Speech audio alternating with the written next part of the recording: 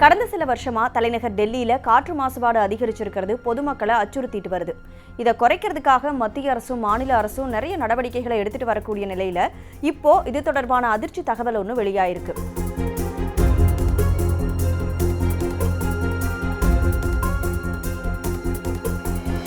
வட இந்தியாவில் அதிகரிச்சுட்டு வந்த இந்த காற்று மாசுபாடு இப்போ தென்னிந்தியாவிலையும் அதிகரிக்க தொடங்கி இருக்கிறதா ஆய்வு முடிவுகள் அதிர்ச்சிகரமான செய்தியை வெளியிட்டிருக்கு.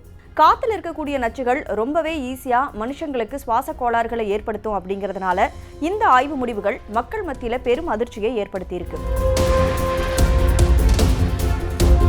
டெல்லியில காற்று மாசுபாட்டை குறைக்கிறதுக்கு பழைய வாகனங்களுக்கு தடை விதிக்கிறது, இயற்கை எரிவாயுவை பயன்படுத்துறது, எலக்ட்ரிக் வாகனங்களை பயன்படுத்துறது, தீபாவளி பண்டிகை அப்போ பட்டாசு வெடிக்கக்கூடிய நேரத்தை கம்மி பண்றது உள்ளிட்ட பல்வேறு நடவடிக்கைகளை எடுத்துட்டு வருது மாநில அரசு. காத்துடைய தரம் குறைஞ்சிக்கிட்டே வர்றதுனால அப்பப்போ ஸ்கூலுக்கும் அங்க விடுமுறை எல்லாம் அளிக்கப்பட்டு வருது. இந்த நிலையில வட மாநிலங்கள்ல இருந்து நச்சு காத்து பல கிலோமீட்டர் தொலைவு கடந்து தென் மாநிலங்கள்லையும் பாதிப்பை ஏற்படுத்துறதா ஆய்வு முடிவுகள் தெரிவிக்குது.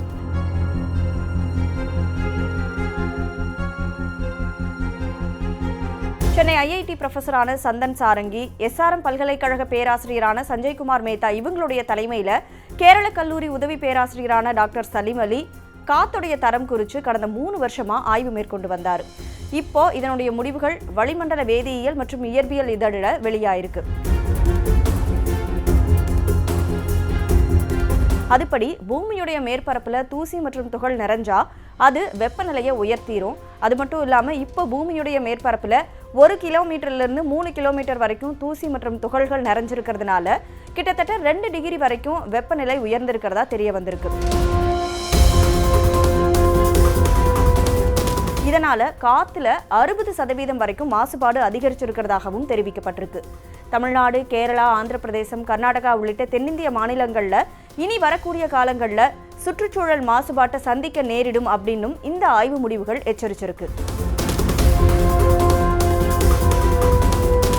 கேரளால இது பத்தின ஆய்வுகள் தொடர்ந்து மேற்கொள்ளப்படும் அப்படின்னு டாக்டர் சலீம் அலி தெரிவிச்சிருக்கிறாரு.